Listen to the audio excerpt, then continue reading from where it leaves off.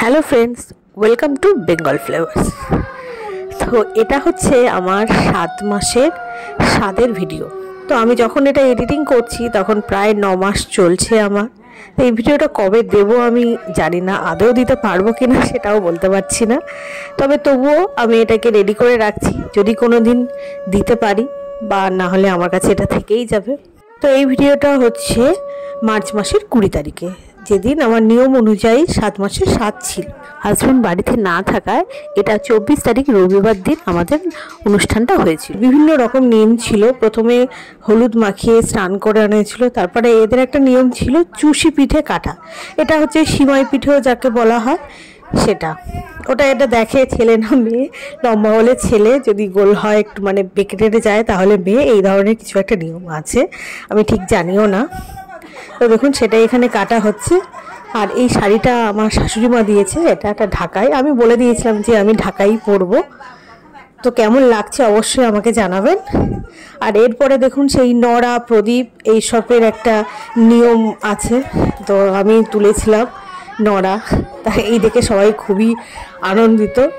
যদিও আমার কাছে কোনো ব্যাপারই না, ছেলে হোক বা মেয়ে হোক সুস্থভাবে আমার কাছে আসুক, এটুকুই আমি শুধু চাই।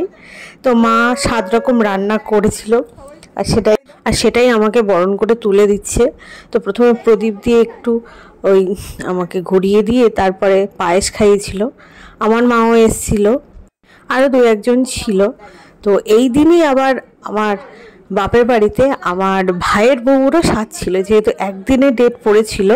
তো সেই জন্য আমার অনুষ্ঠানটা আবার রবিবার দিন করা হয়েছিল 24 তারিখে।